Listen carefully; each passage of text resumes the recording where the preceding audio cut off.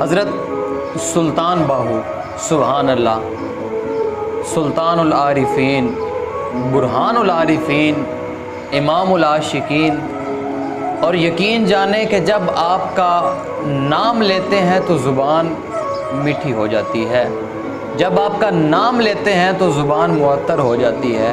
اس کی ایک خاص وجہ ہے کہ آپ کے نام کے اینڈ پہ یہ جو ہو آتی ہے نا، یہ اللہ تبارک و تعالیٰ کا نام نامی اسم گرامی ہے۔ آپ کے نام کے بعد بھی اینڈ پہ ہو آتا ہے، اور آپ کے ہر شعر میں، آپ کے ہر قول میں، آپ کے ہر جتنے بھی آپ نے اشعار لکھے ہیں، ہر شعر کے اینڈ پہ، ہر لائن کے اینڈ پہ، ہر مصرے کے اینڈ پہ ہو آتا ہے۔ حضرت سلطان باہو، آپ ایک دفعہ رات کا ٹائم تھا اور آپ اللہ تبارک و تعالیٰ کا ذکر کر رہے ہیں، اور ساتھ ہی پیلیوں میں، کھیتیوں میں آپ جو ہے ہل جو ہے نا وہ چلا رہے تھے۔ رات کا وقت تھا تو ایک بارات گزری، دولہا تھا، پیچھے باراتیوں کی لائنیں تھی، اور انہیں رستہ بھول گیا تھا۔ اور اب انہوں نے جب آپ کے ذکر کی آواز سنی نا، تو وہ کہتے ہیں کہ ادھر کوئی اللہ کا بندہ ہے، چلے ہم چلتے ہیں، اس سے رستہ پوچھتے ہیں۔ اور اس شہر کا نام کیا تھا؟ احمد پور سیال۔ یاد رکھیں، اس شہر کا نام تھا احمد پور سیال۔ اب وہ آئے اور انہوں نے پوچھا کہ جی ہم نے احمد پور سیال میں جانا ہے۔ انہوں نے حضرت سلطان باہو آپ سے پوچھا کہ ہم نے احمد پور سیال میں جانا ہے، تو آپ نے فرمایا اچھا ادھر آئیں میرے پاس، میں آپ کو بتاتا ہوں کہ کون سا رستہ جاتا ہے۔ آپ نے آگے دولہے کو کھڑا کیا اور پیچھے براتیوں کی لائن لگا دی، اور آپ نے فرمایا کہ اپنی آنکھوں کو بند کرے، میں آپ کو احمد پور لے کے چلتا ہوں۔ وہ بڑے حیران ہوئے کہ ہم نے تو اس بابے سے رستہ اس لیے پوچھا ہے کہ یہ ہمیں کسی سیدھے رستے میں لگائے، یہ بابا تو ہمیں آنکھیں بند کروا رہا ہے، ایسے بھی کوئی رستہ بتاتا ہے؟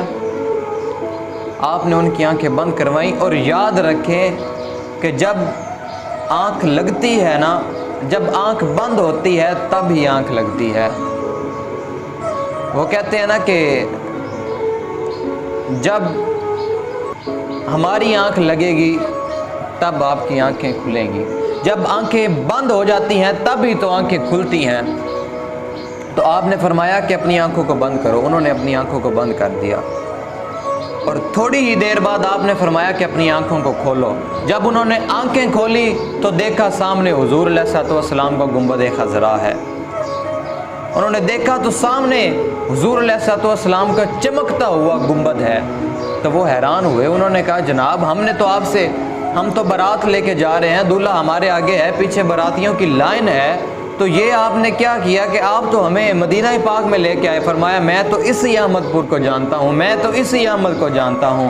جو جس کو جانتا ہوتا ہے وہ تو پھر اس کا ہی پتہ بتاتا ہے نا، جو جس کو جانتا ہوتا ہے وہ تو پھر اس کے پاس ہی اس کو بھیجتا ہے۔ جو جس کو جانتا ہوتا ہے، جس کا جس سے واسطہ ہوتا ہے، جس کے ساتھ تعلق ہوتا ہے، جس کے ساتھ کس کو وابستگی ہوتی ہے، محبت ہوتی ہے، عشق ہوتا ہے، جب اس کا مرکز اور محور ایک ہی ذات ہوتی ہے تو پھر اس سے تو اس کے بنا کوئی اور چیز نظر نہیں آتی۔ فرمایا میں تو پھر اسی احمد کو جانتا ہوں، میں تو بس اسی احمد پورے کو جانتا ہوں۔ کیوں؟ کیونکہ ادھر میرا یار رہتا ہے۔ کیوں؟ وہ بزرگ، ایسے بزرگ، اتنی شانوں کے مالک بزرگ، اتنی عظمتوں والے بزرگ، اتنی رفعتوں والے بزرگ، کیوں؟ جب امت، جب کوئی اللہ تبارک و تعالیٰ کا بندہ جب حضور کی ذات سے خود کو وابستہ کرے گا، جب دنیا کے سب چیزوں سے، دنیا کی ہر چیز سے اپنے دامن کو چھڑا کے جب حضور کی ذات کے ساتھ جب اپنا دامن کو وابستہ کرے گا، تو تب اللہ تبارک و تعالیٰ پھر یہ شانیں دیتا ہے، تب یہ اللہ تبارک و تعالیٰ کے نزدیک جا کے یہ شانیں ملتی ہیں کہ بندہ کھڑا ایک پیلی میں ہو، کھڑا بندہ کھیتوں میں ہو اور آنکھیں بند کرے، اور جب آنکھیں کھولے تو حضور علیہ الصلوۃ والسلام کے شہر میں کھڑا ہو۔ اور وہ تو کہتے ہیں نا کہ نہ امیراں دی گل ہے نہ غریباں دی گل ہے، مدینے سے جانا نصیبہ دی گل ہے. اور دیکھیں لوگ اتنے پیسے لگاتے ہیں, ویزے لگواتے ہیں, ٹکٹ لگواتے ہیں, جناب میڈیکل کرو, یہ وہ اتنا لمبا پروسیجر ہوتا ہے. ان سب چیزوں سے گزر کے لوگ پھر ادھر پہنچتے ہیں جدھر آپ آنکھ میں بند کر کے کھولتے ہیں تو پھر حضور علیہ الصلوۃ والسلام کے روضہ انور کے سامنے کھڑے ہوتے ہیں. تو یہ وہ شانیں ہیں جو اللہ تبارک و تعالیٰ کی محبت سے ملتی ہیں.